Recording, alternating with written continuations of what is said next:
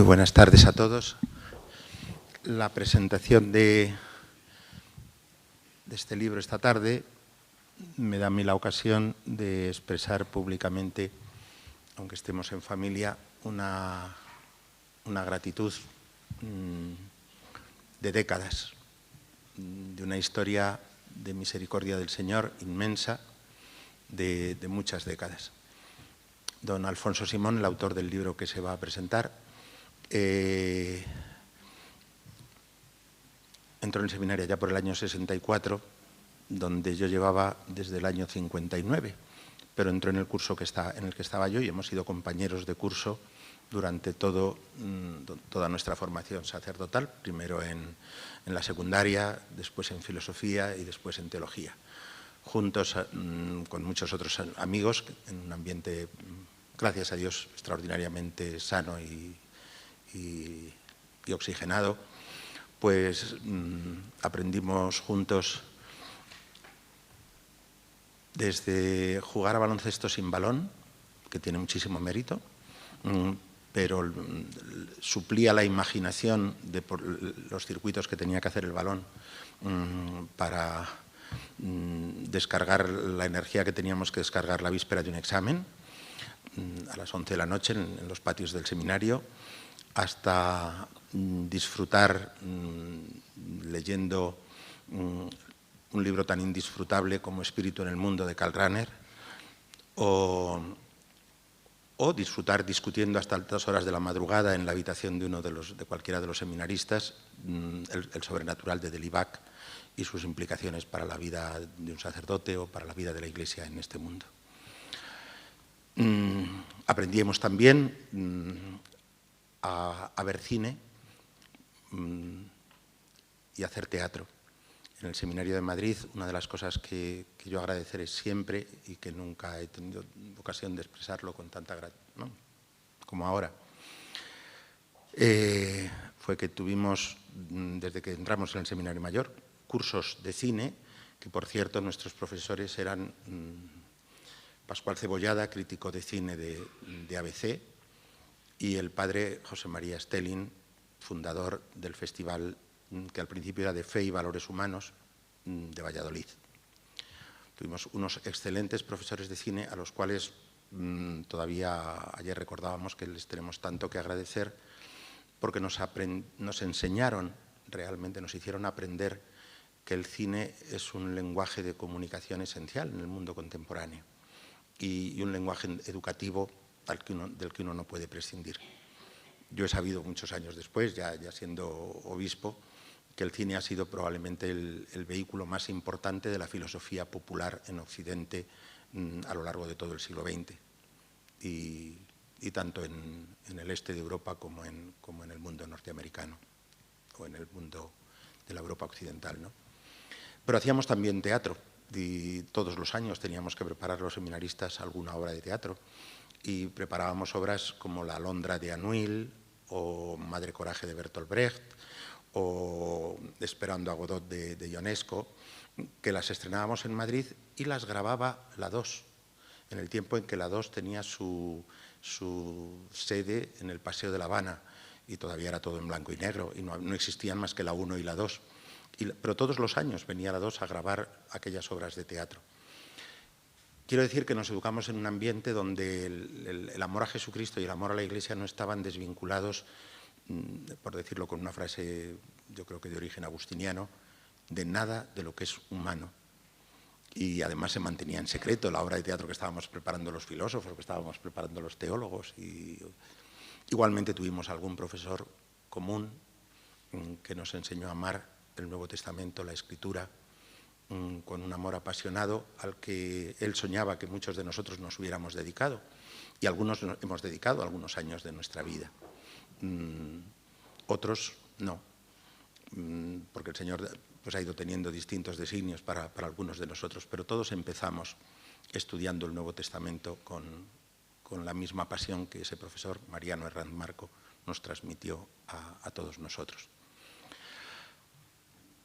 Yo fui de los que empezó aquellos estudios y de los que después, justo cuando lo estaba a punto o cuando acababa de terminarlos, pues el Señor quiso que me ocupase de la pastoral de jóvenes en la Archidiócesis de Madrid y se acabó. Entre tanto, todos habíamos estado, cada uno estudiando el Nuevo Testamento en alguna parte o en alguna preocupación especial. Y cuando a mí me hicieron obispo auxiliar de Madrid dedicado a aquello, pues Alfonso volvió a mi lado y estuvimos trabajando juntos los 11 años que yo fui obispo auxiliar de Madrid. Él como secretario mío, pero yo puedo decir que algunas de las cosas que a partir de ese momento sucedieron tampoco hubieran sido posibles sin su pasión y sin su tenacidad. Desde unas reuniones de jóvenes que empezaban y en las que él siempre decía: el Señor empezó con 12 y aquí estamos cerca de 50, por lo tanto no hay ninguna razón para temer, adelante. Estoy hablando del año 75, no, del año 85, o no, 75, desde unos campamentos en los picos de Europa que siguen existiendo y que fueron creados justo por ese año 75. Al principio, unas marchas marianas que hacíamos por el mes de mayo, había chicas que iban a la marcha mariana creyéndose que íbamos al teatro y aparecían con tacones para andar por el campo, pero y había que explicarles que no, que en las marchas no se iba con tacones. Pero experiencias verdaderamente bellas en el trabajo con jóvenes. Trabajamos en la universidad, empezábamos a hacer,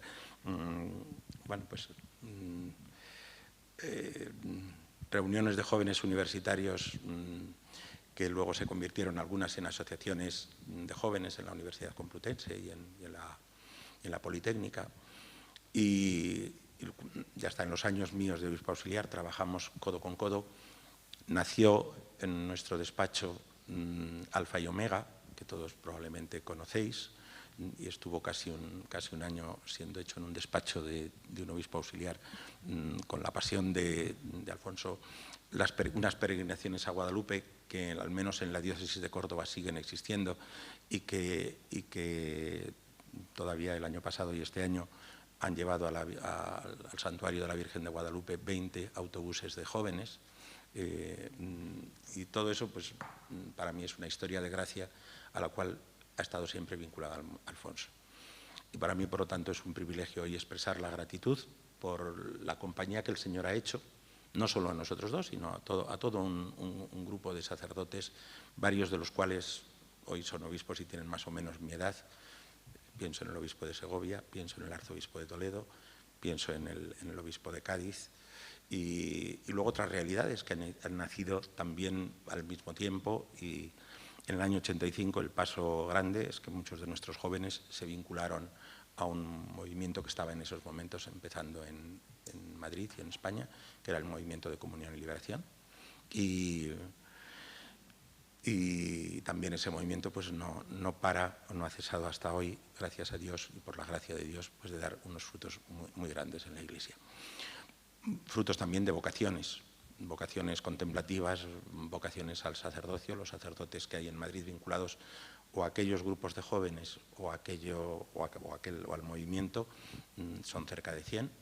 Y ya está, no, lo digo simplemente como expresión de una gratitud a una misericordia que yo creo que los dos tenemos la conciencia, y nuestros amigos sacerdotes lo mismo, de nadie hemos merecido nunca. Pero hemos sido testigos de algo de lo que no podemos por menos de dar gracias. Terminado el capítulo de la gratitud, que no se terminaría nunca si empezásemos a descender a más detalles, y con los errores que mi memoria ya a mi edad puede haber introducido en fechas, y ha introducido seguramente, lo que quiero decir es que es un privilegio presentar el libro de hoy. Me da una cierta vergüenza que esté aquí Miguel Ángel Guadalupe, pero no me da vergüenza. Quiero decir, en Andalucía y en España y en la Iglesia Católica Latina está tan arraigada la devoción a una Virgen dolorosa por la lectura de un pasaje del Nuevo Testamento de una determinada manera. Todos conocemos las imágenes de la Virgen con las 7 espadas atravesadas en su corazón, y todos sabemos lo que en la piedad y en la espiritualidad vinculada a la pasión de Cristo supone esa Virgen. Bien, el método que nosotros aprendimos para estudiar el Nuevo Testamento es que cuando hay una dificultad en el griego, y dado que los apóstoles, el griego no era su lengua nativa, hay que recurrir al arameo, que era la lengua nativa del Señor y la lengua nativa de los apóstoles. Y que cuando uno recurre al arameo, por unos motivos o por otros, termina encontrando el significado de un texto que en griego suena raro, que suena difícil, que no hace sentido. Y ya está, se pueden poner muchos ejemplos, pero no nos vamos a detener en ellos porque hay sencillamente que dar paso a Alfonso a que comente el trabajo que él ha hecho sobre un episodio, que es el episodio de la presentación de Jesús en el templo, donde aparece una de esas dificultades en una frase determinada. Pero todo eso, primero Verónica presenta a Alfonso, si es que he dejado yo algo sin decir, que a veces no. No, y él. Y luego Alfonso nos dice qué es lo que nos tiene que contar, que cambia el sentido del texto, aunque no cambia para nada. Eso también lo aprendimos nosotros en el estudio del Nuevo Testamento. Cuanto más estudiábamos la historia del texto del Nuevo Testamento, cuanto más estudiábamos la historia de la Iglesia primitiva, menos, o sea, no solo no se debilitaba la fe, sino que la fe salía fortalecida de mil maneras, de mil maneras. Por lo tanto, no entendáis que el cambio de lectura en un texto significa cambio en la fe o cambio en nuestra devoción a los dolores de la Virgen, que siguen siendo igual de grandes, aunque la espada significase otra cosa que lo que solemos pensar que significaba. Sí, más que presentarme a mí, es presentar su lectura apasionada y muy concienzuda del libro, ¿no? Ah, bueno, pues entonces mejor que mejor. Entonces es una muestra, en fin, de que una persona además joven, teóloga, pues ha podido percibir, ¿no? Entonces, quizá, eso, antes de intervenir yo, pues la perspectiva de ella puede ser muy interesante. Verónica, hija, tienes la palabra. Y espero no haberte pisado. No, para nada. Bueno, muy buenas tardes a todos. Ante todo quiero dar las gracias a don Alfonso por este libro y por toda la ilusión y esfuerzo que ha puesto en él. También al Centro Cultural Nuevo Inicio y a la Biblioteca de Autores Cristianos por hacer posible este acto. Es una gran alegría estar con Javier Martínez y gracias a todos ustedes por estar aquí. Bueno, soy teóloga dogmática y en primer lugar, bueno, ¿qué puedo decir del Paraíso Abierto? Pues que es un libro, ante todo, que se disfruta. Todo él gira alrededor del pasaje de la presentación del niño Jesús en el Templo de Jerusalén. Y es un pasaje muy importante, lo vemos como ejemplos más cotidianos, pues en el cuarto misterio gozoso del Rosario y en la oración de completas de por las noches, en la que rezamos con el Nunc Dimittis. Y durante el libro, Alfonso va trazando un camino precioso en el que va profundizando con muchísima riqueza en este pasaje tan importante. El libro tiene 3 capítulos.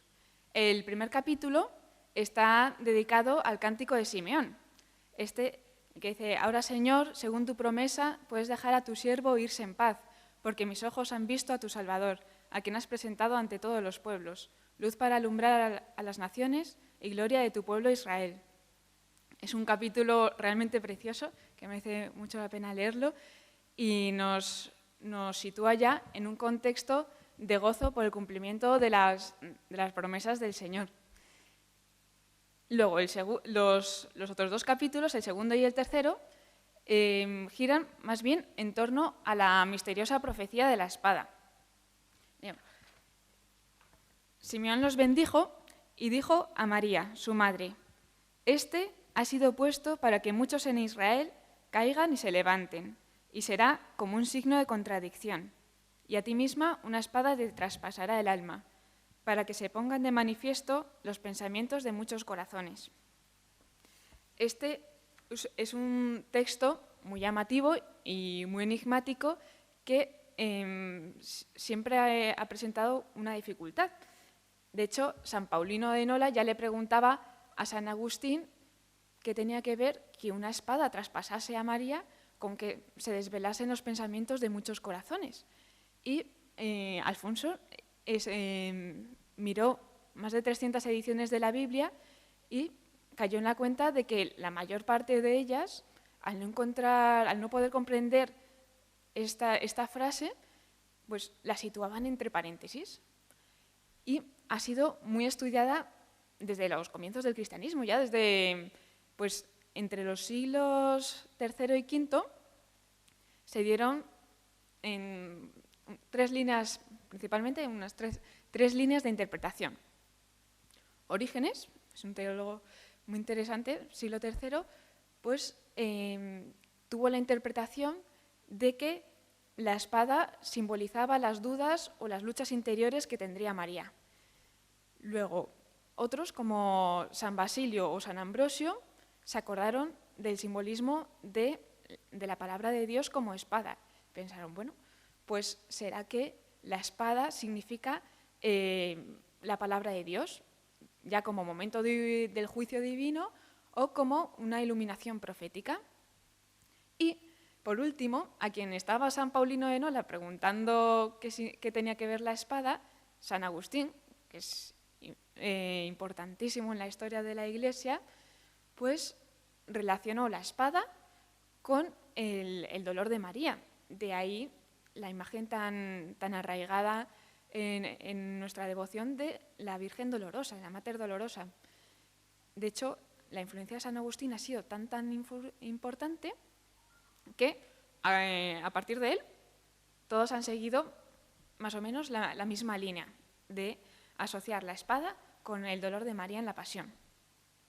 Sin embargo, entonces, el capítulo 2 del libro va haciendo un recorrido muy interesante por la historia de todos los intentos de interpretación de este pasaje y hasta llegar a la actualidad, que hoy en día las dos interpretaciones más familiares son la de Feuillet, que también alude a la espada como espada de dolor, y la de Benoit, que al caer en la cuenta de que Simeón previamente habla como de dos grupos, unos que caen, ¿no?, otros que se levantan, pues pensó, es una espada de división de Israel.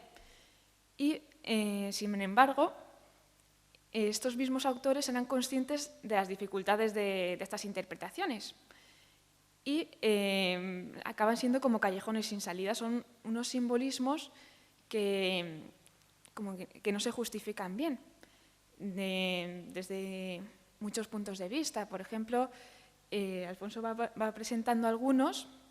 Por ejemplo, el uso de los términos. Pues el verbo que utilizan para decir una espada traspasará tu alma es dierjomai, verbo griego dierjomai, que Alfonso ha descubierto que nunca tiene un significado de perforar, sino que tiene un significado locativo, geográfico, de pasar por un sitio o de pasar de un sitio a otro. Y también dificultades de contexto. Por ejemplo, San Lucas, que es el evangelista que nos presenta, para mayor redundancia, la presentación de Jesús en el templo, pues no habla nunca de espada de división. Y tampoco habla de María en el momento de la pasión. Y, por ejemplo, queda también extraño una profecía así tan dolorosa tras un contexto de gozo, como es el que tenemos después del cántico de Simeón, que es un gozo tremendo por el cumplimiento de las promesas. O otros aspectos muy interesantes de los que ha hablado Alfonso es que San Lucas no subraya tanto el dolor, sino más bien la esperanza y la gloria. Por ejemplo, evita para Jesús términos como caer, o en Getsemaní, por ejemplo, en el Huerto de los Olivos, mientras los otros sinópticos, Mateo y Marcos, están hablando de que Jesús comenzó a sentir tristeza y dijo: mi alma está triste hasta la muerte. Sin embargo, Lucas, a diferencia de estos dos, no dice eso, no se centra en eso, sino que nos presenta cómo Jesús se está preparando en oración. Subraya más pues, la esperanza, la gloria. Y reserva, por ejemplo, la tristeza para aquellos que se alejan del Señor, como la verdadera tristeza. Y otro aspecto es que es extraño que se quede San Lucas hablando de la división cuando es un evangelista que subraya muchísimo la misericordia del Señor con Israel, el cumplimiento de las promesas hechas a Israel.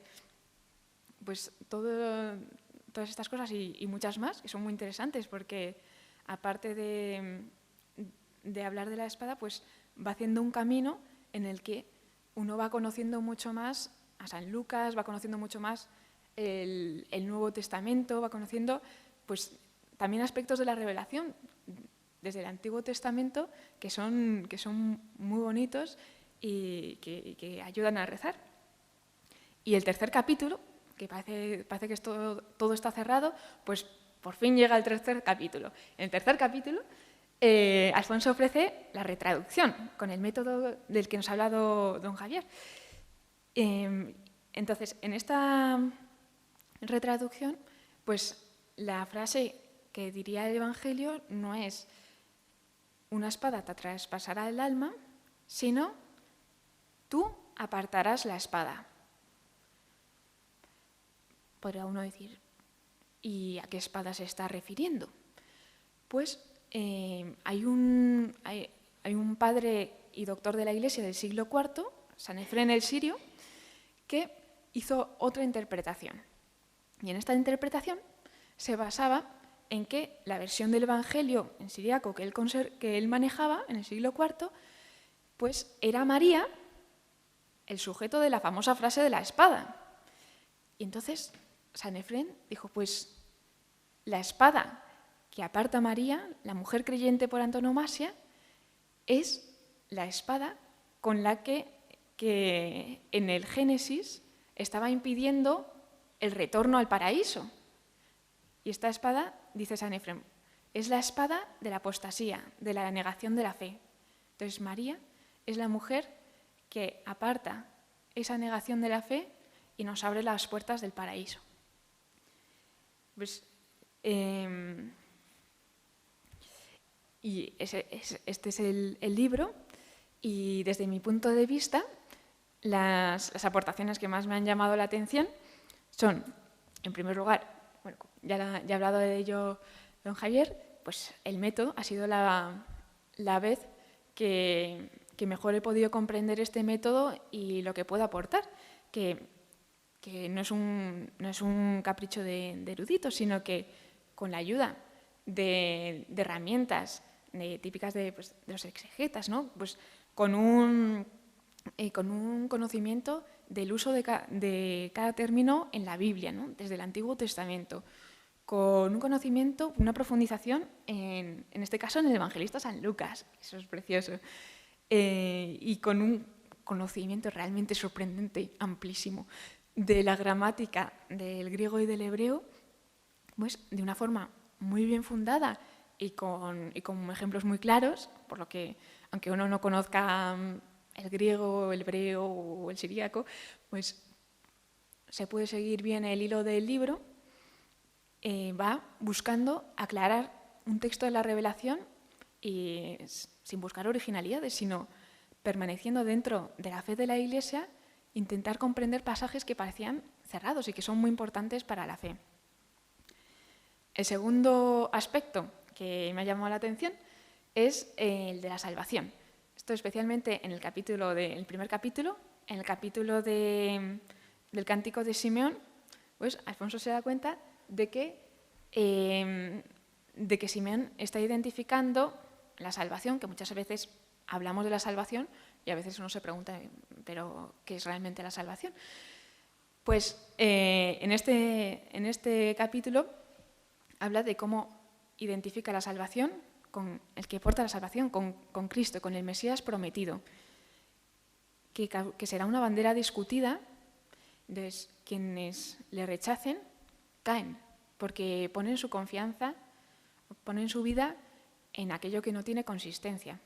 Y sin embargo, quienes lo acogen son salvados, porque Dios permanece para siempre y tiene poder para sostenernos. Entre otros textos muy, muy bonitos, cita Alfonso Jeremías 39, que dice: «Te libraré y no caerás a espada. Saldrás ganando tu propia vida, porque confiaste en mí, oráculo de Yahvé». El tercer aspecto que me ha llamado la atención ha sido la Virgen Dolorosa, porque es verdad que es una devoción muy, muy arraigada. Y, sin embargo, pues hay elementos que al hablar de la pasión, San Juan sí que habla de la pasión y habla de María, como la mujer, la única que permanece al pie de la cruz. Y es llamativo que Jesús, camino del Calvario, se ha encontrado con las mujeres de Jerusalén y les ha dicho: «No lloréis por mí, llorad por vosotras y por vuestros hijos». Y sin embargo, a María, a su madre, no la corrige. No la corrige, ¿por qué? Porque no es solo el dolor de una madre, sino que es un dolor unido al de su hijo, es un dolor con él. Tiene el mismo sentido, es un sentido redentor. Entonces, no es que se niegue el dolor de la Virgen María, sino que además ayuda a comprenderlo. Como dice don Javier, pues ayuda a comprenderlo, ayuda a rezar, a que aumente la fe. Y por último, el último aspecto que me ha llamado la atención es, como dice en el título, el Mesías y la hija de Sión. Pues ya desde muy temprano en el cristianismo se empezó a reflexionar sobre la Virgen María. Por ejemplo, San Ireneo de León, en el siglo II, la presenta como la nueva Eva, por cuya obediencia vuelve a nosotros la vida que habíamos perdido tras el pecado de Eva. Y me llama la atención esta presentación de la Virgen María como hija de Sión, porque nos introduce arraiga también con lo que es el pueblo de Israel. El pueblo de Israel, pues, hablaba de la hija de Sión como el Israel de los tiempos mesiánicos.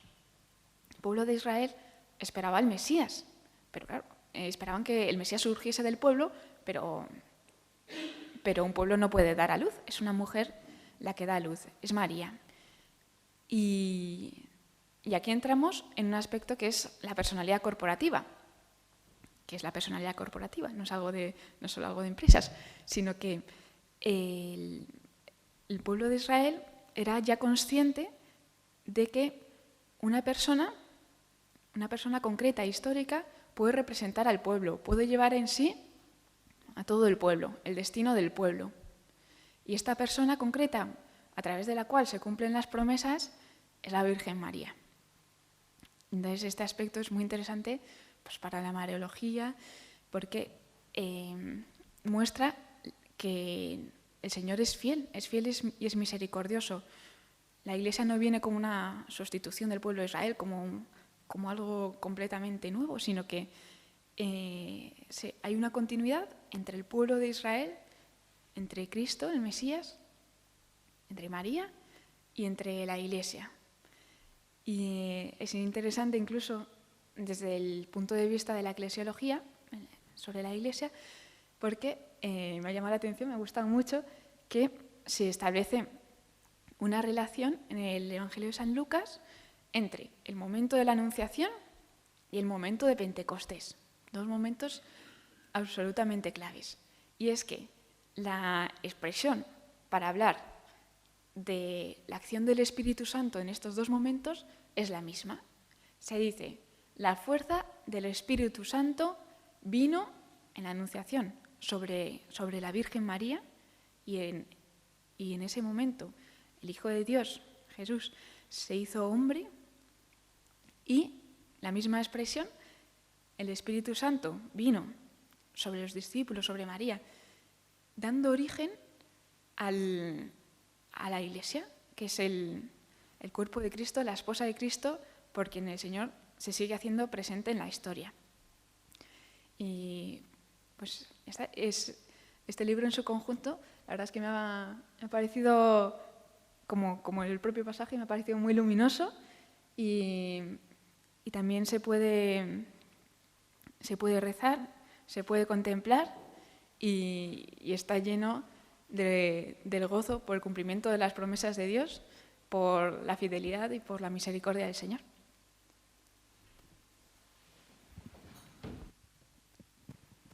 Muchas gracias, Verónica. No puedo decir otra cosa. Y nos has abierto el apetito a todos y de muchas maneras, además. Y ahora tiene la palabra Alfonso. Bien, pues es una prueba muy palpable de que no hace falta ser un gran exégeta. Claro, es que Verónica pues, es una gran teóloga, pero que no es necesario eso, el saber muchas lenguas. Yo, de todas maneras, pues también tengo muchos límites y tengo que agradecer de una manera muy especial al siriaco de don Javier, que siempre desde el primer momento, ante muchas críticas, entre comillas, que ponían muy en duda lo que yo iba viendo, pues él siempre salía en mi defensa, no, esto es así, así. Bien, se publicó el trabajo que yo lo hice en Roma entre los años 84 y 86, ¿no? Y, en fin, fue el tercer volumen de esa colección que se llama Studia Semitica Novi Testamenti, Estudios Semíticos del Nuevo Testamento, donde los que tengan interés es una colección impresionante, donde se aclaran multitud de pasajes extraños que quedan perfectamente iluminados con esa retraducción, porque pasar de una lengua a otra, todos los que tenéis alguna pequeña experiencia o gran experiencia en la traducción, pues surge, ¿no? Hablando precisamente de este método, en el mismo libro doy en la introducción un ejemplo, un dato que nos dio en una de sus clases nuestro maestro don Mariano, y lo leo porque voy a tardar menos leyéndolo que tratando yo de explicar, porque ayuda a entender muy bien ese método, ¿no? Dice que Albright, un gran arqueólogo norteamericano, al presentar un texto descubierto en Egipto, dice así, lo dice en inglés: los barberos salían a la calle en busca de noticias, news en inglés. Texto que no resulta especialmente coherente. Sin embargo, suponiendo que fuera un texto inglés traducido del alemán, como en realidad lo es, porque los textos del egipcio, ¿no? los tradujo un benedictino alemán, que es el texto alemán que tiene en Estados Unidos Albright, ¿no? Que es realmente lo que es, traducción del alemán, y que se hubiera cometido un explicable error de traducción. La extrañeza desaparece. En alemán el término Kunde significa efectivamente noticias, pero también clientes. Y clientes, clients en inglés, debería haber sido el término elegido para traducir Kunde como exigía el contexto. Los barberos salían a la calle en busca de clientes. Bueno, pues de una manera muy, muy sencilla uno entiende. Y cuando desde el griego no hay manera de encontrar solución, como en este caso de la espada, pues tiene una justificación muy grande el poder acceder a ello. Bien, yo quisiera, de lo que se ha dicho, no repetir, pero sí subrayar alguna cosa, ¿no? Que no es un texto extraño. Por ejemplo, la virginidad en el libro de los jueces. Pues eso puede ser interesante, pero no es lo mismo que el cuarto misterio gozoso, la fiesta de la Candelaria, del 2 de febrero, y la Virgen de las Angustias, ¿no? Que aquí en Granada pues tiene mucha razón de ser el caer en la cuenta de de lo que hay ahí precisamente un tesoro muy grande, ¿no? Bien, la purificación de ellos es lo primero que dice el texto y que resulta verdaderamente extraño. Hay muchas extrañezas, no solamente el tema de la espada, incluso en el texto del Nundivitis, en el texto de la presentación, que uno lo entiende muy bien, pero hay cosas que siempre llaman la atención como raras y que ponen en evidencia que el texto original pues, es semita. Porque además en San Lucas resulta muy llamativo porque tiene un prólogo con un griego en los 4 primeros versículos del Evangelio, perfecto, es una introducción, un prólogo de los grandes historiadores, pero justo en el versículo siguiente, en el versículo 5, cuando dices, después de haber, querido Teófilo, investigado, te pongo por escrito, en orden, lo que muchos han intentado hacer, y entonces empiezan a aparecer aramaísmos, extrañezas, porque es un texto, o bien que traduce de una manera muy literal Lucas, o bien que ya estaba traducido y lo incorpora al ser un texto reconocido como sagrado, pues se trata de respetar. Y una de las dificultades, hay muchas, yo me voy a fijar en alguna muy llamativa. La primera es en el versículo 22, del capítulo 2. Al cumplirse los días de la purificación de ellos, ¿quién se purificaba? Es la Virgen, ¿no? Pero también José y el niño, pues ese de ellos, ¿qué significa? Pues empiezan a lucubrar los exegetas, sacando conclusiones, pues no se entiende, no se sabe, ¿no? Y ciertamente uno viendo el trasfondo semítico, pues ciertamente se refiere precisamente a la purificación según la ley de los judíos. Está dando un dato cronológico simplemente a los 40 días. Porque además no se dice nada de la purificación en el pasaje. Bien, después hay otra cosa que llama la atención. Según la ley de Moisés, fueron a cumplir la ley, y la ley que decía, todo primogénito tiene que ser consagrado al Señor, y había que rescatarlo. Entonces no se trata de presentarlo, sino de rescatarlo. Bueno, pues ahí también, jugando con los verbos, que pueden tener formas muy diversas, activas o pasivas, a veces el mismo verbo, los mismos signos, que según sea una forma verbal u otra, pues tiene un sentido activo o pasivo. Por ejemplo, nosotros tenemos el verbo dar, ¿no? ¿Y la pasiva de dar cuál es? Recibir, ¿no? Bueno, pues algo similar. Lo contrario de presentar es rescatar, y lo contrario de rescatar es presentar. Lo que ocurre es que cuando aparece Simeón surge una novedad verdaderamente extraordinaria en el templo en ese momento. Bien. Después, a continuación, hay otra dificultad también muy llamativa. Al final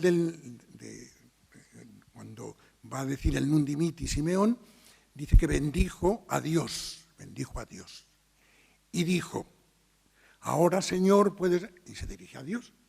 En cambio, en el versículo 34, eso en el 28, cuando va a empezar la profecía, dice, Simeón bendijo a ellos, a los padres, a María y a José, diciendo a María su madre. Entonces, San José, ¿qué pasa? Le margina. Y hay comentarios muy graciosos. Es que, claro, ya San José estaba muerto cuando se cumple la profecía. Por eso no le bendice a José, no le habla a José. No. Aquí hay un punto, además, que justamente cuando uno descubre lo que dice el texto, se entiende por qué se dirige a María como madre. Después hay una cosa muy llamativa, justamente un poquito antes, en el versículo 32, en la última parte, llena de esperanza y de alegría, como es, este niño será luz de las naciones y gloria de tu pueblo Israel. Por eso después cuando dice, este niño será ocasión de que muchos en Israel caigan, ciertamente llama la atención de que después de decir que sea gloria de Israel, ¿cómo va a hablar de que Israel cae? Si va a ser la gloria de Israel, ¿no?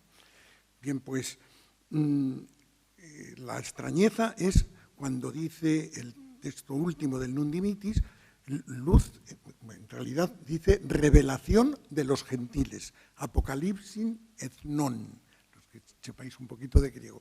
Apocalipsis es revelación, manifestación, revelación de los gentiles. Y ese genitivo de los gentiles, pues no se entiende, porque no puede ser ni genitivo subjetivo ni objetivo. O sea, son el sujeto de la revelación de los gentiles. Los gentiles revelan, no, el que revela a Jesús, no los gentiles, revela a Dios. La revelación de los gentiles, objetivo, pues tampoco. La revelación de los gentiles. El Señor nos revela a los gentiles, el contenido de la revelación. Gentiles, aquí tenéis, los gentiles, os los presento. No, son los destinatarios de la revelación. Pues ciertamente ahí también, cuando uno va al hebreo, al arameo, pues se da cuenta de que es una construcción que en griego se convierte en genitivo y por eso aparece etnon en genitivo y no en dativo, etnesin, que es lo que correspondería. Luz para iluminación, luz para los gentiles, no de los gentiles. Y de hecho, luz de los gentiles aparece en Isaías, esa expresión, y aparece, cuando se traduce al griego, aparece en dativo para los gentiles, no de los gentiles. Entonces ese extraño genitivo, etnon, resulta muy complicado. Y justamente el entrar en el arameo, pues lo aclara. Es para el ser revelado de los gentiles, es decir, para que los gentiles reciban revelación.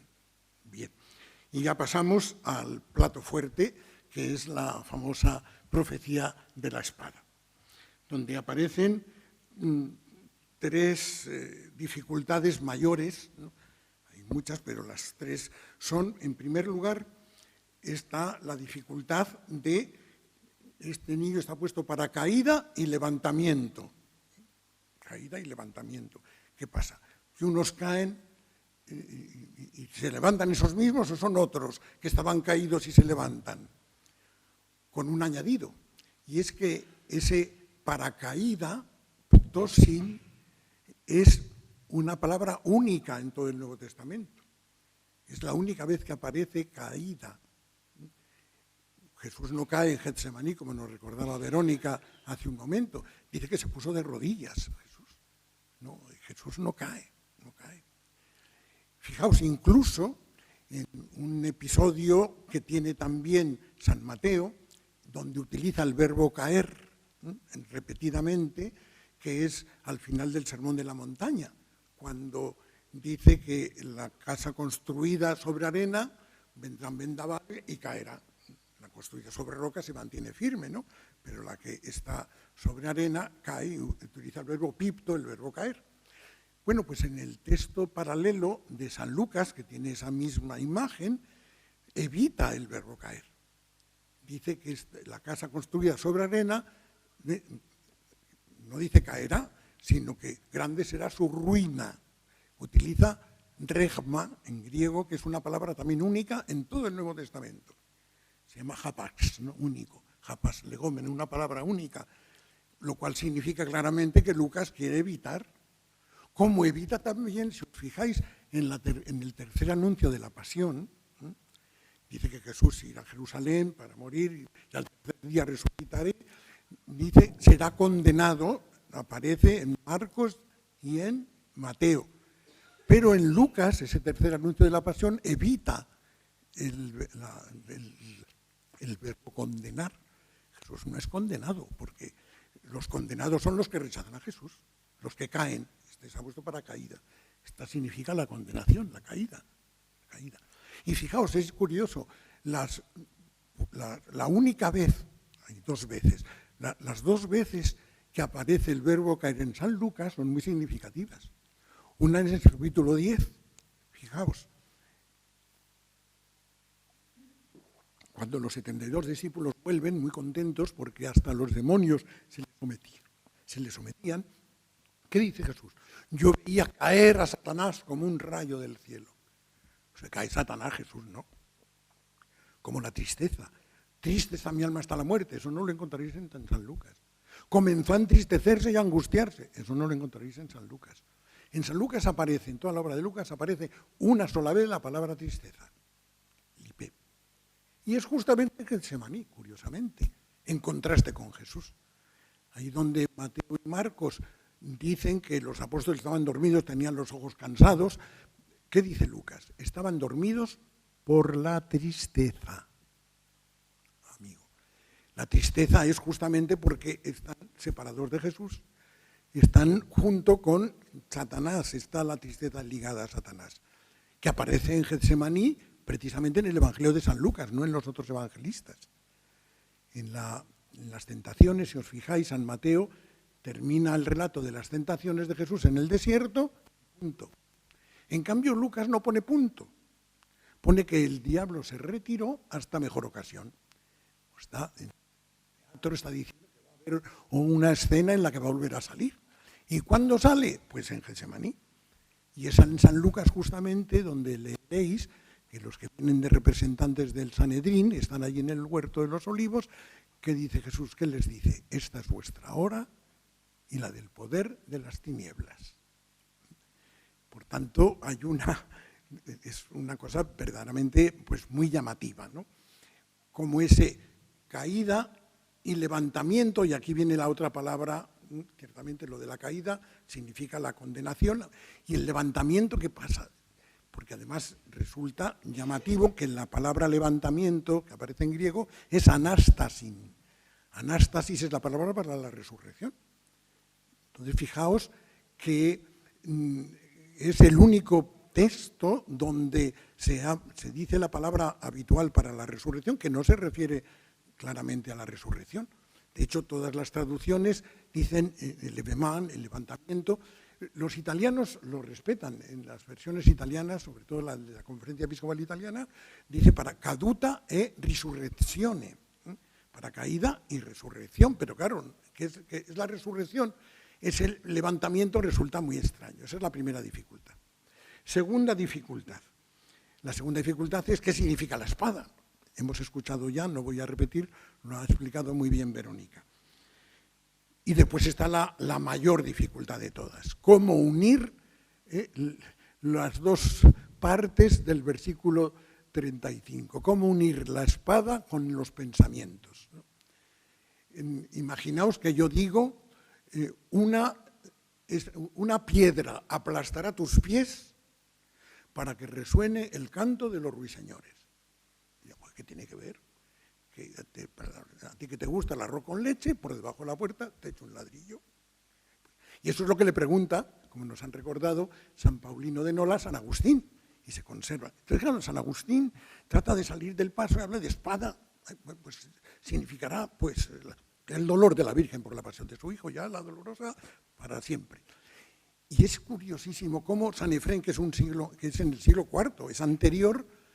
Sin embargo, yo me he leído todo lo habido y por haber y no he encontrado ni una sola cita de San Efrén en los comentarios de la presentación de Jesús en el templo. Y es ciertamente anterior. Claro, el motivo principal de la publicación y por parte de la BAC del libro es que recientemente, pues no hace muchos años, se han publicado las versiones siríacas antiguas, donde aparece, eso me lo iluminó y me lo indicó don Javier, un texto del siglo ya segundo y tercero, pero del siglo segundo, donde el sujeto de la frase, efectivamente, no es la espada, sino María. Y tú harás pasar la espada. Bien. Pero claro, ¿cómo se une? Pues ciertamente ese hopos, que es la partícula que une una espada, tú apartarás la espada, una espada atravesará tu alma, para que ese para qué, pues no es para qué, es cuándo. Y además, los que no aceptan lo del dolor, cuyo representante más genuino es el padre Benoit, pues habla de espada de división. Y eso tampoco existe, ni existe espada de dolor, ni existe espada de división. Incluso muchas traducciones, habéis leído seguro muchas traducciones donde pone espada de división o espada de dolor. Sobre todo espada de dolor, aparece esa expresión. No. La espada aparece en San Mateo, cuando dice, no he venido a traer paz, sino espada. ¿Y a qué se refiere ahí San Mateo, en esas palabras de Jesús? Está hablando del valor que hace falta para seguirle a Jesús, dejando a la familia. Supone valor, es una experiencia pues bastante común. A veces pues, uno que tiene vocación a la vida consagrada, un sacerdote, en una familia que no lo ven bien, pues supone, pues si te vas de casa, ya no vuelvas aquí, si te metes monja o te metes fraile. ¿No? Hace falta valor para separarse de la familia en el seguimiento de Jesús. Ahí la imagen de la espada se entiende muy bien, la valentía. En cambio, Lucas no habla de espada en ningún momento. En ese pasaje paralelo dice: no he venido a traer paz, sino división. En una familia de 5 habrá 3 contra 2, 2 contra 3. El padre contra el hijo contra el padre, la suegra contra la nuera contra la suegra. ¿Recordáis, verdad? Es decir, no está hablando no de valor, sino de lo que supone el seguimiento de Cristo, que unos sí y otros no, pues eso supone una división, ¿no? Resulta verdaderamente importante el caer en la cuenta de este aspecto, ¿no? Bien, no voy a explicarlo todo porque entonces ya no leéis el libro, ¿no? Pues ya lo leéis. Entonces, claro, los que no están de acuerdo con el dolor, como Benoit, hablan de división. Este ha venido para traer el signo de contradicción para que se manifiesten los pensamientos de los corazones, unos a favor y otros en contra. Pero da la casualidad de que dialogismo y pensamientos, siempre que aparece en San Lucas, siempre tienen un sentido negativo. Se refiere a los pensamientos malvados. Más aún, hay algún manuscrito que mantiene, además de dialogismo, añade poneroi, que es malvados, por si hubiera dudas. Es decir, no está hablando para nada de los que están a favor, habla solo de los que caen, que son los que rechazan a Jesús.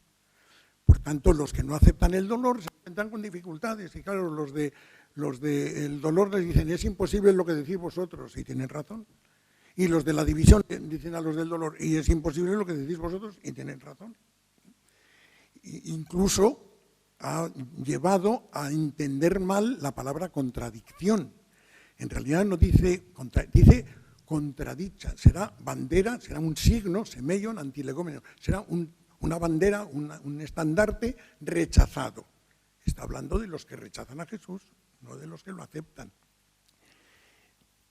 Es decir, que empiezan a caer en la cuenta de esas dificultades y entonces empieza a iluminarse, ¿no? Preparando un poco esto, Verónica me preguntó que qué me había dado a mí la clave un poco de todo este tema, ¿no? Y ya voy terminando esta parte, que quiero dejar algún minuto para lo último. Pues quien me dio la pista fue precisamente investigando en esas más de 300 ediciones de la Biblia que consulté desde que empezó la imprenta, ¿no? Tuve en mis manos el Códex de Beza, que fue una gozada.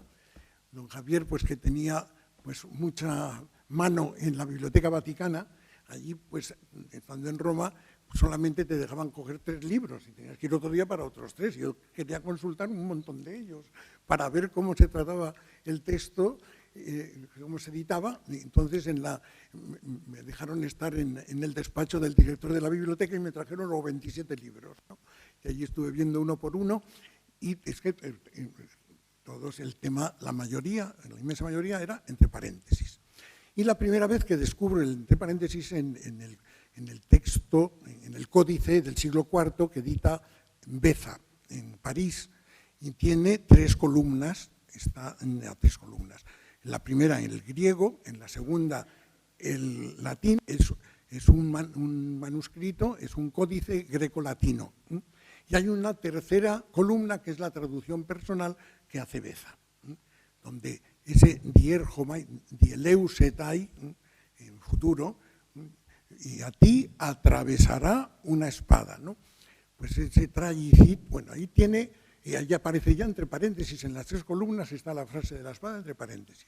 Y pone una nota, está con notas, y es lo que me dio la pista. En esa nota critica la traducción que hace Erasmo de Róterdam. Dice, no tiene razón Erasmo de Rotterdam de traducir ese dieleusedai por penetravit. Erasmo dice, una espada penetrará tu alma. No, porque el verbo no es parerjomai, penetrar, sino dierjomai, de un sitio a otro, atravesar. Y añade, porque ciertamente lo que atraviesa, de algún modo penetra, pero no todo lo que penetra atraviesa. Caramba, pues ya está claro. Quiere decir que no se queda ahí, que sigue. Y me voy inmediatamente al Éxodo, al ángel exterminador, y qué verbo griego utilizan la traducción griega de la Biblia, los 70, dierjomai. El ángel exterminador pasa de largo. ¿Y por qué pasa de largo? Pasa de largo porque las puertas, las jambas de las puertas, ¿qué está? La sangre del Cordero. Y la sangre del Cordero, la sangre de Jesús, ¿no es María la que se lo da? Por eso se entiende por qué Simeón bendice a los padres y se dirige a María, su madre, porque su madre es la que le da la sangre. Caramba, la cosa empieza a iluminarse. Y aquello fue como una pieza que empezó a ayudar a meter todas las piezas en el rompecabezas. Bien.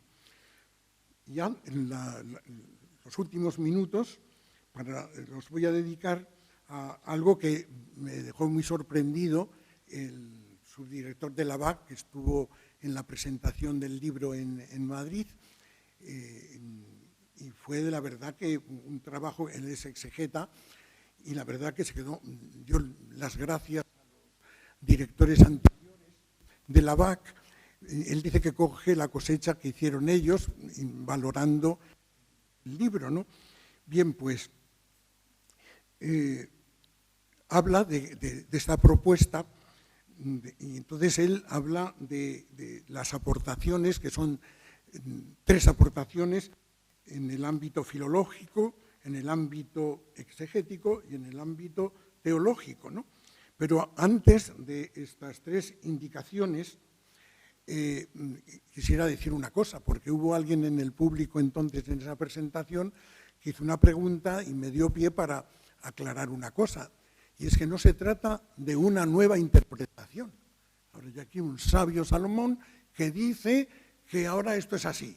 Ah, pues mira, qué bien, es interesante, qué bonito es. Bueno, lo importante no es que sea bonito, sino que sea verdadero. Entonces, ante un texto que no se entiende, resulta que descubrimos lo que dice. Entonces no se trata de que yo haga una interpretación, sino que se trata de un descubrimiento. Hemos descubierto lo que dice ese texto, realmente. Lo cual, pues, creo que merece la pena el pensar que no se trata de una nueva aportación al tema, sino se trata de descubrirlo con toda claridad. En cuanto a esas 3 aportaciones que el director de la BAC pues, subrayó, en primer lugar digo el ámbito filológico. Y yo quisiera aquí hacer una indicación, ¿no? La palabra, el verbo, la palabra encarnada, es la Sagrada Escritura, que se encarna en unas palabras concretas. Por eso el estudio de la filología, el estudio de las palabras, no es una cosa de eruditos, porque ahí está hecha carne la palabra, el verbo de Dios. Por eso hay que saber lo que dice el texto, no es un entretenimiento de eruditos, sino es carne del verbo, esas palabras. No puede haber exégesis correcta sin filología, ni teología verdadera sin exégesis correcta. Y fijaos, yo digo en la introducción, en la presentación del libro, primero hay una presentación que hay personas que me han agradecido mucho la presentación, el prólogo y luego la introducción, pero de manera especial la presentación y el prólogo, que es obra, quería haberlo hecho don Javier, pero tuvimos también de alguna manera, fue un regalo, el obispo actual de Segovia, don César Franco, que es precisamente su trabajo, fue el primer volumen de la colección Estudia Semítica a la que me he referido hace un momento, ¿no? Cuya introducción a ese primer volumen hizo don Javier Martínez, que os recomiendo encarecidamente que leáis esa introducción. Bueno, pues bien, en el prólogo merece la pena el leerlo porque ayuda mucho a entender luego la lectura. Pero fijaos, yo en la presentación recuerdo algo que nos enseñó nuestro maestro don Mariano Herranz de una manera pues muy clara, ¿no? Respecto a la materialidad del texto escrito que se nos ha transmitido y el respeto a la tradición de la Iglesia, tenemos que tener respeto a la materialidad del texto y respeto a la tradición de la Iglesia que lo interpreta. Cuando estos dos respetos se presentan como enfrentados, no es solo el sentido de la fe de la Iglesia lo que se debilita, sino que también se acaba perdiendo la comprensión del texto. De mi maestro he aprendido que si alguna vez parece existir contradicción entre la gramática del texto bíblico y la enseñanza de la Iglesia, es necesario introducirse más a fondo en el conocimiento de ese texto y de su enseñanza, que no pueden estar enfrentados, pues uno mismo es el Señor que inspira a los agiógrafos e ilumina el magisterio. Don Mariano nos decía, bueno, esta dificultad, porque hay muchas dificultades y a nosotros, a nuestro grupo, somos conocidos un poco ya a nivel internacional como la Escuela de Madrid, pues ciertamente ahí pues a veces pues justifica la dificultad el investigar. Esto pues no se entiende mucho, ¿no? Pues está justificado que investigues. Si al final de la investigación sacas como conclusión algo que está en contra de la fe de la Iglesia, tienes que volver a empezar. Tienes que volver a empezar porque el Espíritu Santo que inspiró al que escribió eso es el mismo que inspira a la Iglesia. Hay que volver a empezar, efectivamente. Y eso es algo maravilloso porque ayuda a dar con el clavo. Cuando uno quiere ser más listo, el EPE, pues entonces ¿qué ocurre? Pues que viene la soberbia, la autosuficiencia, es decir, la Iglesia está equivocada. Soy el que tiene razón. La Iglesia se equivoca, no se equivoca. Esa fe inteligente de don Mariano nos la transmitió de una manera muy clara y muy fecunda. Y en cuanto al tema de las traducciones, sí quisiera, que ha sido precisamente, no sé si habéis ido a alguna misa hoy, me imagino que algunos sí. Bueno, pues hoy la lectura de hoy tiene una cosa que a mí me pone un poco enfermo cada vez que lo leo, es que no he encontrado ni un solo texto, ninguna sola versión que lo traduzca como se debe. El verbo de, cuando le preguntan a Jesús, ¿serán pocos los que se salven? Y todos traducen, esforzaos por entrar por la puerta estrecha. Esforzaos. ¿Y qué verbo aparece ahí? Pues un verbo único en todos los evangelios. La única vez que aparece en los evangelios es el verbo agonizomai, que es luchar, que es justamente el verbo correspondiente a una palabra única en todo el Nuevo Testamento, que está en San Lucas, en Getsemaní, que es la palabra agonía. Agonía. Jesús entró en agonía. Jesús no estaba triste, hemos recordado antes, ¿no? Jesús no estaba triste, entonces estaba tocando castañuelas. Pues, ¿cómo expresa San Lucas la situación de Jesús? Dice que entró en agonía, es decir, en lucha. ¿Y cómo lucha? Orando. Lucha orando. Se puso en oración. Si es posible que pase de mí este cáliz, pero que no se haga mi voluntad, sino la tuya. Y a diferencia de Mateo y Marcos, añade San Lucas, y vino un ángel del Señor a consolarlo, que es una manera de expresar cuando se pone en manos del Padre, viene la paz y el consuelo a Jesús. Y resulta muy llamativo que las 3 veces que aparece en la Biblia griega agonía, en el libro de los Macabeos, las 3 veces está en contexto de oración. Judas Macabeo, que va a entrar a luchar, se pone en oración, porque es el Señor el que lucha. Y yo me pongo en sus manos. Jesús se pone en sus manos. Entonces, cuando dice en la lectura del Evangelio de hoy, del capítulo 13 de San Lucas, esforzaos no, luchad por entrar. ¿Y cómo lucho? Orando, poniéndome en manos del Señor, como luchó Jesús en Getsemaní. En cambio, eso de esforzaos es bastante pelagiano, decir, bueno, es lo que me tengo yo que esforzar, no, yo me pongo en manos de Dios y el que vence es el Señor, no yo, o el Señor en mí. Ahí está ese texto. Y resulta más llamativa y más extraña la cosa cuando precisamente el único autor que varias veces utiliza el verbo agonizomai, que es San Pablo, que nada tiene de extraño, hay mucha sintonía en el lenguaje entre Lucas y San Pablo. Daos cuenta que San Lucas es el que no se separó de San Pablo desde el segundo viaje. Bueno, misionero, ¿qué dice? San Pablo, cuando habla de lucha, ahí todas las traducciones dicen lucha. Lo traducen con el verbo luchar y no con el verbo esforzarse, lo cual resulta un poco llamativo. Y termino con el matiz que dio el director de la BAC, diciendo que era importante no solo para la exégesis, sino también para la teología, como nos ha explicado muy bien Verónica, y de una manera muy especial para la eclesiología. Bueno, si me permitís, un pequeño paréntesis para entender, porque hablé de la caída y levantamiento. Allí ese anástasis, alguno a lo mejor piensa, bueno, ¿y qué significa ese anástasis?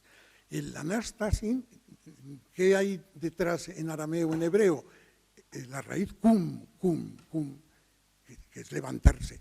Seguro que os recordáis porque en el Evangelio aparece también en hebreo talita cumi, la hija de Jairo, niña, levántate, ¿no? Cumi, el imperativo del verbo levantarse. Pero no solamente se traduce cum por levantarse, sino también por permanecer.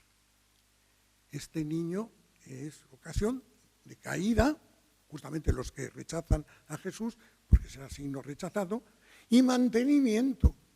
¿Por qué? Porque María es Israel, como hemos escuchado antes, ¿no? ¿Y qué tiene que ver esto con el dolor de la Virgen? Porque claro, me diréis, si al final de la investigación hay algo que está en contra de la fe de la Iglesia, hay que volver a empezar. Pero esto del paraíso abierto no está en contra de la fe de la Iglesia, al revés. La Virgen Dolorosa empezamos a entenderla mucho mejor. Fijaos que, como nos han recordado, es San Lucas el que dice que a las mujeres de Jerusalén no lloréis por mí. María, en cambio, no está en San Lucas, pero está en San Juan. Y ahí es muy curioso que el verbo que utiliza San Juan para decir que María estaba junto a la cruz no es el verbo estar, es un verbo de movimiento, ergistemi, o sea, que María llegó hasta la cruz.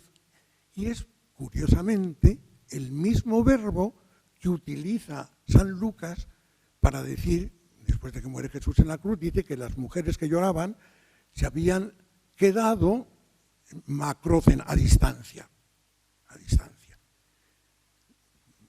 María no se quedó a distancia. Y termino, no me hacéis, si alguno quiere hacer una pregunta, que me la haga, pero me hizo una pregunta en la presentación en Madrid un profesor que me llamó la atención que fuera de la Facultad de Periodismo de Madrid, y me dice, bueno, entonces la Virgen Dolorosa, ¿qué? Pues le conté algo que yo no sé si se lo he contado a don Javier o no. Ahora me lo dirá si lo sabe o no. En nuestros tiempos del seminario, allá por el año antes del 70, sería el 68, 69, en la biblioteca yo me encontré con una estampa de la Virgen. Le doy la vuelta y aparece un soneto firmado por Leopoldo e hijo Garay, el patriarca, llamado el patriarca, el obispo de Madrid-Alcalá, y dedicado a la cuarta estación del Vía Crucis, al encuentro de Jesús y María. Y a mí aquello se me quedó grabado y yo lo copié y lo tengo y nunca se me ha olvidado de la memoria. Y termino recordando ese soneto. Dice así.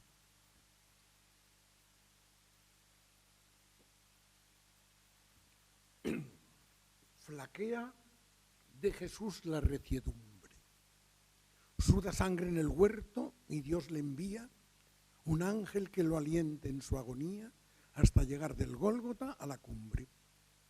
Mas luego de la cruz la pesadumbre, postrado en tierra y ni seguir podía. Y a un ángel no bastaba, y fue María a erguirlo de sus ojos con la lumbre. Clávanse ambos un mirar profundo.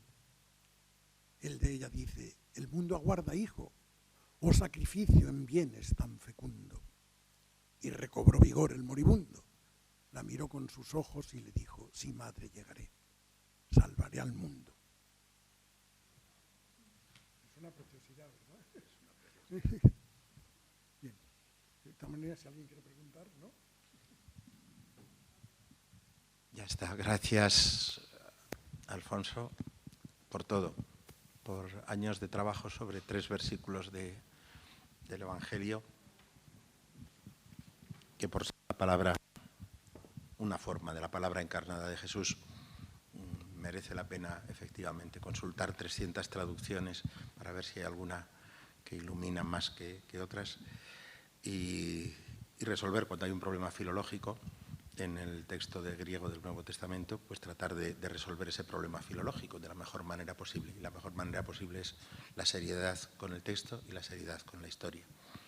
La seriedad con el texto la he iluminado muchas veces pues, a base de comparar el uso de una determinada palabra en textos de la misma época, del mismo autor o de la misma tradición, ¿no? Como son la traducción griega de la Biblia en el Antiguo Testamento o los textos del Nuevo Testamento. A veces ayuda el recurrir cuando quedan versiones antiguas, la versión más cercana a esos textos difíciles del Nuevo Testamento que a veces tienen semitismos y quien conoce un poquito de las lenguas semíticas de hebreo, de arameo, pues los percibe, pues ayudan porque son muy cercanas al texto, a la lengua original de los apóstoles, ¿no? Y de Jesús. Y gracias por habernos acercado a este texto. Yo creo que la solución es incontrovertible, pero es muy duro nadar contra un océano de tradiciones que vienen desde San Agustín y que no afecta para nada a la fe de la Iglesia. Evidentemente, ni afecta al entendimiento de que el dolor de María pues es probablemente un dolor incomparable, precisamente porque estaba junto. Nadie ha estado tan unida al Hijo de Dios y no podemos ni siquiera representarnos cuál era el dolor del Hijo de Dios.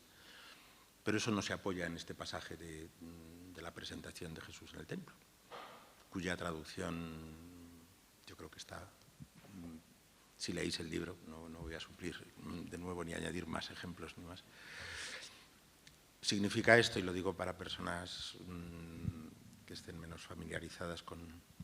Significa esto que el texto de la Escritura no sea un texto fiable. No hay texto de la Antigüedad más fiable que el del Nuevo Testamento.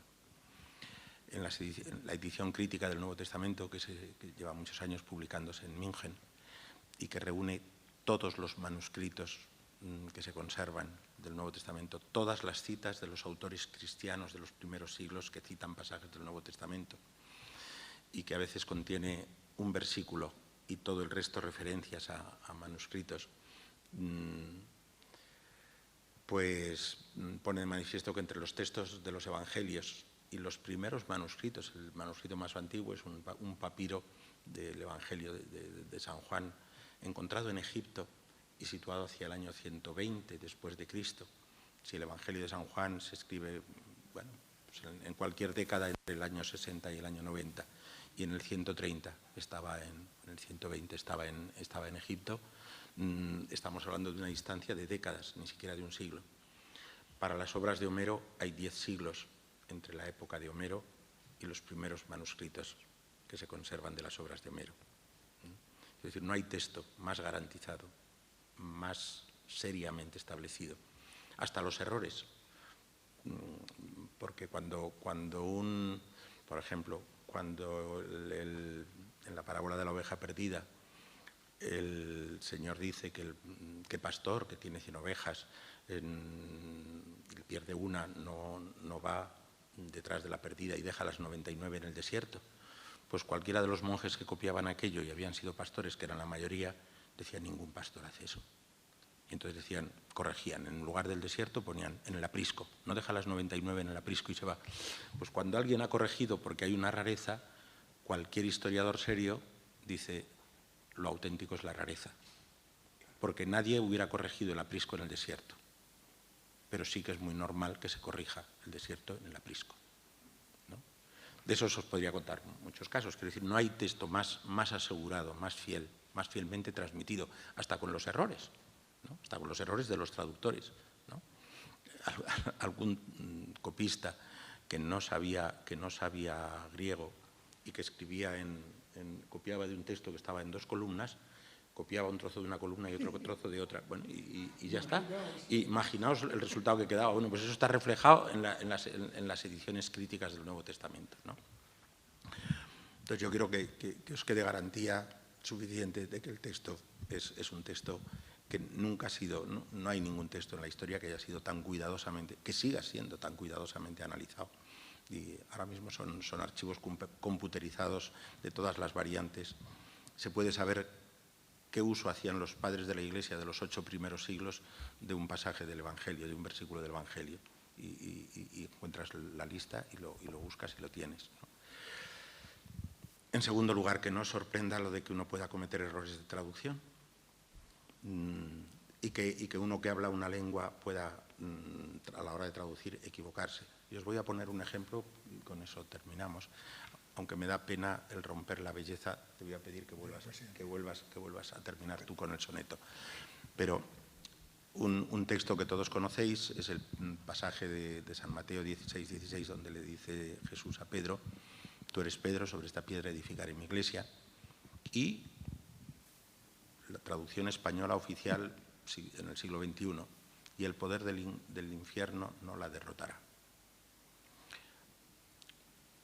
¿Por qué se explica esa traducción? Si yo os digo, ¿de qué está hablando ese pasaje? ¿Quién ataca y quién defiende?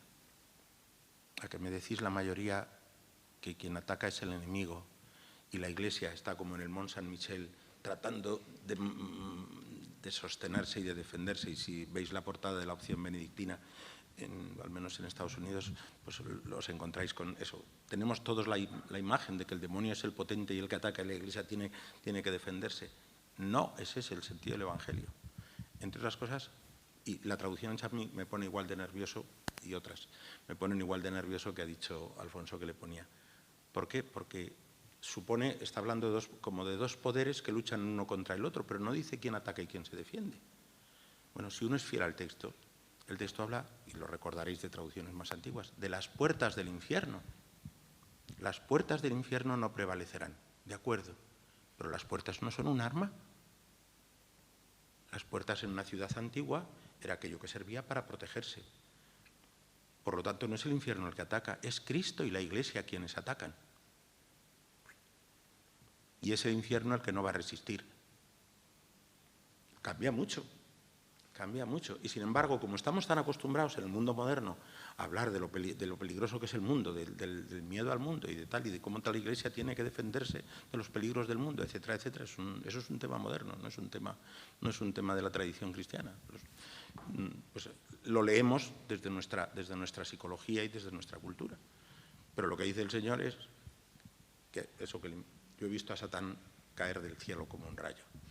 Y yo te digo: tú eres Pedro y sobre esta piedra edificaré mi iglesia.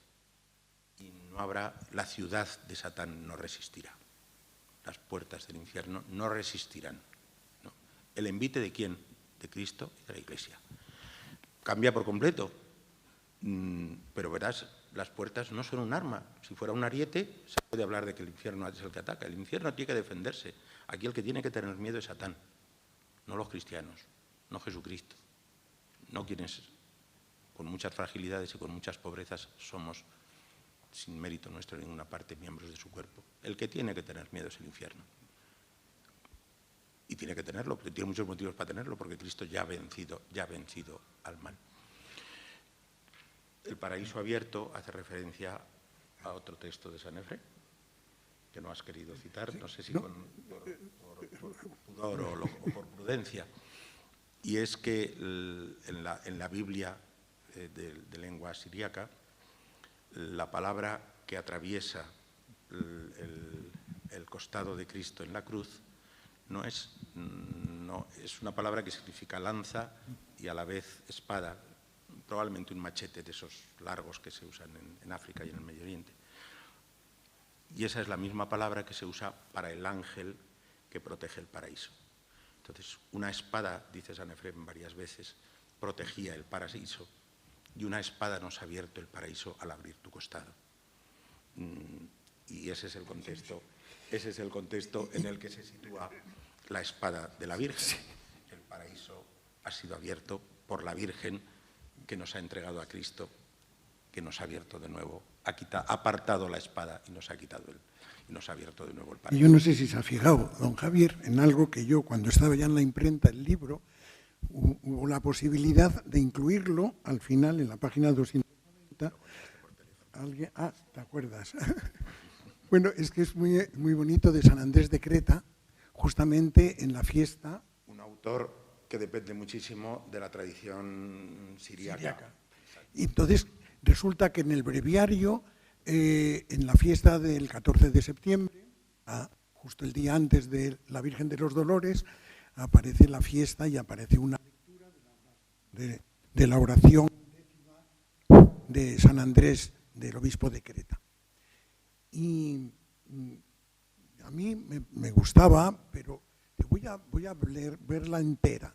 Y entonces voy al Miñe, voy al texto, me la leo entera y me encuentro que no aparece en el texto, en la selección que aparece en el breviario, no aparece esta parte final que dice así. Bueno, aparece el principio, sí. Dice, sin la cruz Cristo no hubiera sido crucificado. Sin la cruz aquel que es la vida no hubiera sido clavado en el leño. Si no hubiese sido clavado en el leño, las fuentes de la inmortalidad no hubieran manado de su costado la sangre y el agua que purifican el mundo. Y aquí viene eso que veo yo que no está en el breviario. No disfrutaríamos del árbol de la vida. El paraíso no estaría abierto. La espada vibrante del camino del Edén no se habría retirado.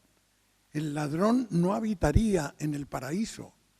Aquí no habla de la profecía de Simeón, pero hay una armonía completa y total, ¿no? Y terminamos con el soneto, ¿no?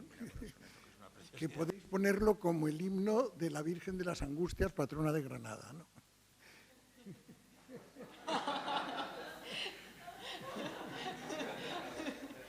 Bueno, viene digo como Jesús, tú lo has dicho. Flaquea de Jesús la reciedumbre, suda sangre en el huerto y Dios le envía un ángel que lo aliente en su agonía hasta llegar del Gólgota a la cumbre. Mas luego de la cruz la pesadumbre, postrado en tierra y ni seguir podía. Ya un ángel no bastaba, y fue María a erguirlo de sus ojos con la lumbre. Clávanse ambos un mirar profundo. El de ella dice, el mundo aguarda, hijo, oh sacrificio en bienes tan fecundo. Y recobró vigor el moribundo. La miró con sus ojos y le dijo, sí, madre, llegaré, salvaré al mundo.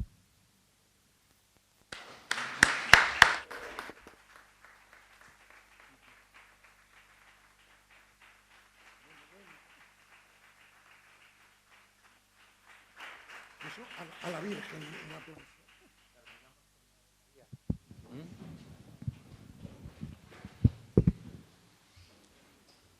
Gracias por esta noche y gracias por tu trabajo tan minucioso y tan rico.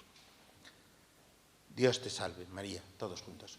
Llena eres de gracia, el Señor es contigo. Bendita tú eres entre todas las mujeres y bendito es el fruto de tu vientre, Jesús. Santa María, Madre de Dios, ruega por nosotros pecadores, ahora y en la hora de nuestra muerte. Amén. Gloria al Padre, y al Hijo, y al Espíritu Santo.